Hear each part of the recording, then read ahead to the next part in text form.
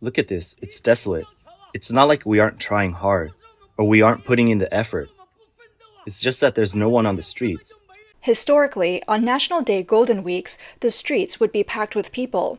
Even in 2023, when the pandemic restrictions had just been lifted, the streets were crowded. But this year is really strange. Many shopping streets, big malls, and even seafood markets are unusually quiet. Take a look at this. It's National Day, a holiday where everyone's supposed to be out and about. But this mall is so empty. There's no one shopping. It's really tough to run a physical store now. We can't sell anything, and we can't even afford to pay our staff anymore. A clothing store owner from Xiamen shared her feelings online today.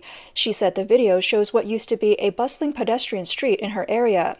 But this year, on October 1st, China's National Day, the street is completely empty. It's the first time in all her years of business that no one has come by. From opening in the morning till closing at night, she made only 500 yuan. It's not just clothes. Hairy crabs aren't selling either. Typically, September and October are peak seasons for hairy crabs, so they're a must-have dish during the Mid-Autumn Festival and National Day holidays. Hairy crabs have been a delicacy since the Han Dynasty and were a symbol of nobility.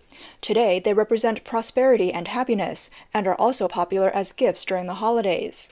But this year, the market is cold. There are barely any orders for the premium hairy crabs from Yangcheng Lake.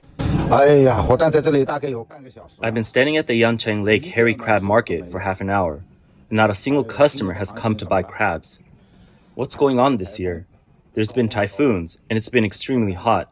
I've been here for an hour, and not a single car has come by. Another crab seller said, The hairy crab business this year feels even worse than during the 3 years of the pandemic. I don't know if anyone else feels the same. The temperature has dropped, and the quality has gone up a bit, but sales are still terrible, and I can't figure out why. Many sellers are now too afraid to stock up. Today's supply was a bit higher, but the outlook for the next few days doesn't look good.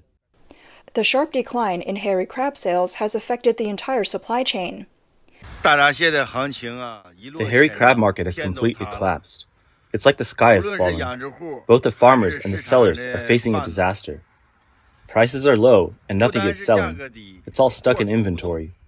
It doesn't matter if you're selling premium crabs or regular ones. They're just not moving. Some people have analyzed why hairy crabs aren't selling well this year. One person said, It's September 25th, and just look at the market behind me. There's no one here. All the cars you see were driven by the vendors, not a single customer. Why is this happening? First, the prices of hairy crabs are too high, and the quality isn't good. Second, the entire market for hairy crabs is in decline. All the sellers are struggling. As for the future of the hairy crab market, the outlook isn't promising either. A lot of people say that hairy crabs are hard to sell this year. Well, I want to say, it's not just this year.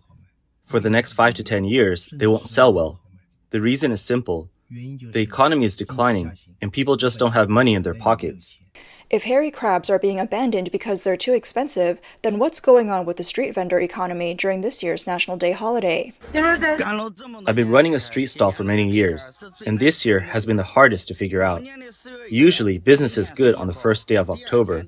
It slows down from the second to the fourth day, and then it picks up again on the fifth and sixth days. But this year, right from October 1st, business was bad. No one came to buy anything, and I have no idea how to get through the next few days. It's so hard to make a living. Just look, there's no one behind me, as far as the eye can see.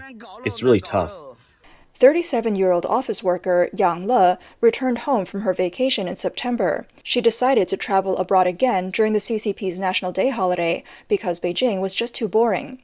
Her destination this week was South Korea. She said, normally the airfare is around 2,000 yuan, but during the National Day holiday, it jumped to nearly 4,000.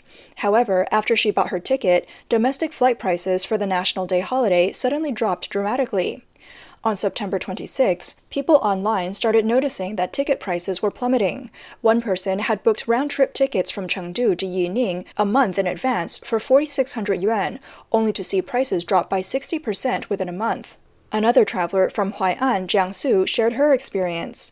She bought 3 tickets from Huai'an to Guiyang on September 23rd, spending a total of over 3,000 yuan. To her surprise, by September 27th, the price for the same route had dropped to just over 600 yuan per ticket. 2 days later, the price dropped by half again, causing her to lose 1,500 yuan in total. Other commenters also complained about the strange and drastic drops in ticket prices. One user commented, "I feel like a complete fool. I've already lost 2,000 yuan before even starting my trip." Another wrote, "I bought a ticket to Guangzhou for over 1,000 yuan in early September, but last night I saw it had dropped to just 500 yuan. I lost half of my money." Someone else said, "I bought a ticket from Beijing to Chengdu, and I lost 1,000 yuan on that single ticket. It's unbelievable. I've already filed a complaint." According to Chinese media reports, the prices of many flight routes departing from Fuzhou this national holiday have significantly dropped compared to prices from over 2 weeks ago. Some routes have seen price drops of 40% to 70%.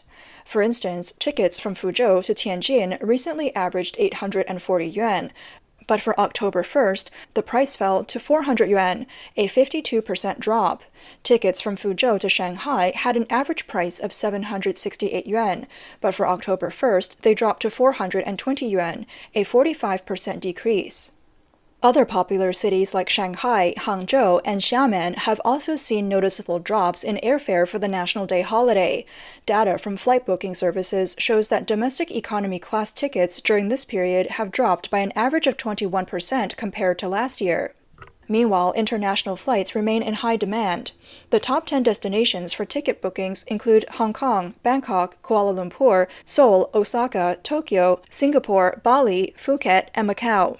For example, a direct flight from Shanghai to Tokyo on October 1st now costs at least 3,182 yuan, which is 1,750 yuan higher than before the holiday rush. After the sudden drop in National Day flight prices, many travelers contacted airlines to request refunds for the price difference, but were refused.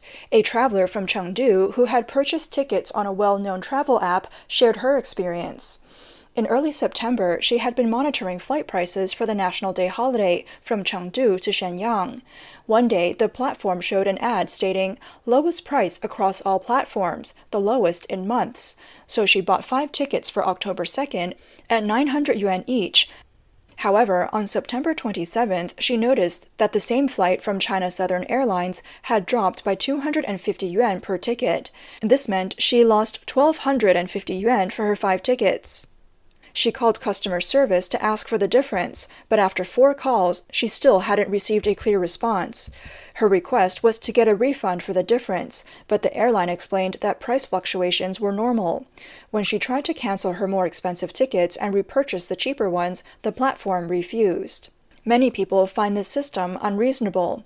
Since the tickets were purchased through the platform, there should be after-sale service. Why should the passengers bear all the risk? If you can get a price adjustment when shopping online, why can't the same be done for flight tickets? So far, there has been no official response. According to an insider in the civil aviation industry, the drop in ticket prices this holiday season is due to several factors. Overall, passengers have been booking their tickets later this year, giving airlines the impression that they might not sell all the seats, prompting them to offer discounts. Another key factor is that airlines recently increased their capacity, resulting in an oversupply of seats. As the holiday approached, many seats remained unsold, so airlines kept adjusting prices to promote sales. However, it's unclear if these explanations are just excuses. This isn't the first time we've seen such a significant drop in holiday airfare. Similar situations occurred during this year's Mid-Autumn Festival, the May Day holiday, and even last year's National Day. For example, during the Mid-Autumn Festival, tickets from Nanchang to Xi'an dropped to as low as 130 yuan, which was only 10% of the original price and even lower than some high-speed train tickets. In fact, beyond the drop in airfare, the overall tourism industry has been very quiet this year, which might suggest that the main reason for the price drop is simply a lack of tourists. A guest house owner shared that this has been the slowest National Day holiday he's experienced since he started his business. Today is October 1st, and in all my years running a guest house in Dali, this is the worst National Day holiday for business. It's now noon.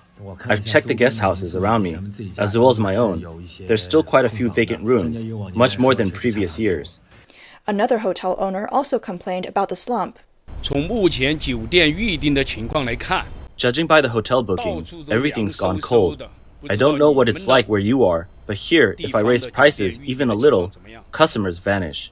I think it'll be like this for the next 3 to 5 years. Budget travel will likely be everyone's first choice. The previously mentioned tourist Yang Le also observed that, on the 75th anniversary of the CCP's founding, there weren't many large-scale celebrations in Beijing, aside from the usual displays of national flags and floral arrangements. Yang Le believes the main reason is the poor state of the economy this year, with many people losing their jobs. She thinks that if the government had organized grand celebrations, it would have faced criticism, and perhaps the state doesn't even have money for such events. Yang Le also mentioned the recently announced retirement extension policy, which has sparked a lot of public discontent. She said many people criticized the policy online, but much of the commentary was deleted. If the CCP were to hold celebrations now, there would be even more complaints. The government probably doesn't want to make more enemies, and besides, it may not have the budget. Currently single, Yang Le considers herself lucky because she doesn't have the burden of a family, and has a decent white-collar job, so she can afford to travel. However, she noted, this kind of luxury isn't something everyone can afford. When I went to get my nails done today, the technician mentioned that many of her friends are out of work. A lot of people just don't have money right now, and the domestic economy is bad. We just don't know how bad, because we aren't getting the full story. During the 2024 national holiday, Tiananmen Square and the Chang'an Avenue area were decorated with themed flower displays, as is the tradition. Many parks also put up lights and hosted various floral exhibitions. However, discussions about a military parade, which some netizens had hoped for, were not part of the official celebrations. Discussions about whether there would be a military parade on October 1st drew many comments from hopeful viewers. One netizen said, "Even though there isn't one this year, there will definitely be a large military parade next year for the 80th anniversary of the victory over fascism." However, Mr. Chow, a publishing industry professional from Shanghai, believes that these comments are not entirely genuine. He said that bombastic and prideful posts about China's military capabilities are just meant to be argumentative. It's mostly the younger generation saying these things, and they often talk about abstract topics online, but they might not even believe in what they're saying. Mr. Chow also believes that in today's China, there's less and less room for nationalist sentiment. He points out that people's personal lives are tough, and the country is facing challenges both internally and externally. So celebrating doesn't seem to be on anybody's mind. On top of that, this year, people paid more attention to their holiday schedule adjustments than to the holidays themselves. In 2024, because the Mid-Autumn Festival and National Day were close together, many Chinese experienced 2 rounds of complicated schedule shifts, and a lot of people expressed dissatisfaction with having to work through consecutive days. Zhou Fei, a middle-class translator living in Beijing, was very direct in saying that he and his friends feel like the nation's fortunes are in decline. He explained that this sentiment comes from the unpredictability of the overall economy. He said, "Who wouldn't want their country to do well? But what drives a country towards progress? Is it the stock market, issuing bonds, printing money, or injecting funds into state-owned banks to write off bad debts? In reality, the backbone of China's economy is private enterprises. But in recent years, the return on investment for private businesses has been lower than the cost of borrowing. That means if private companies try to invest or make big moves, they end up losing money. In that kind of environment, who's willing to invest? So, how can the economy improve? On top of that, the poor business environment, international relations, and legal system issues in China are driving the economy into a bottomless pit." Still, like Yang Le, Zhou Fei decided to make the most of the holiday. He planned a trip to the outskirts of Beijing with his wife and daughter, trying to find some enjoyment among the gloom.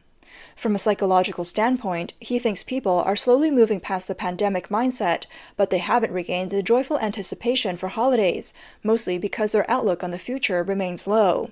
Conversations with friends have shifted towards just keeping their basic lives in order, without expecting much. For many, the shift from National Day to a feeling of national mourning is just a matter of perspective. If another pandemic or major disruption happens, many people won't even be able to maintain their basic livelihoods. When the middle class laments the nation's struggles, life is even harder for those at the bottom. Mr. Chow shared a story of meeting a ride-hailing driver from northeast China during a trip to Shanghai. He said this guy had just moved to Shanghai because there was nothing for him to do back home, so he came here to drive for a ride-hailing service. He's only been driving for a week, but hasn't left his car during that time. He sleeps in his car when he's tired and wakes up to keep driving and making money. He told me that as a new driver, he needs to nurture his account, meaning he has to drive long hours and take orders steadily to prove he's reliable, so the platform will assign him more rides. Mr. Chow says he understands the driver's struggles all too well, as he's seen it many times before. The sluggish economy has thrown many people into a vicious cycle. In Shanghai, once thriving streets like Changle Road are being torn down, with bars closing everywhere. The government hasn't been supportive of industries like bars. Restaurants, on the other hand, have a low entry barrier, so many people save up their earnings and open small restaurants, supermarkets, or convenience stores. But with the economic downturn, many of these small businesses are losing money, and people are falling into debt. The only option left for them is to drive for ride-hailing services to make enough money to pay off their debts. It takes all their energy just to survive. In conclusion, Mr. Chow said, "I've noticed that in recent years, people don't care much about National Day or national pride anymore. You don't hear people expressing sympathy for the country. People are more focused on their own income, their own lives, and their kids' education. There's much less talk about how the country is doing. People's perspectives have become more personal, and there's growing resistance to CCP propaganda. More and more people are unwilling to accept the brainwashing and moral coercion."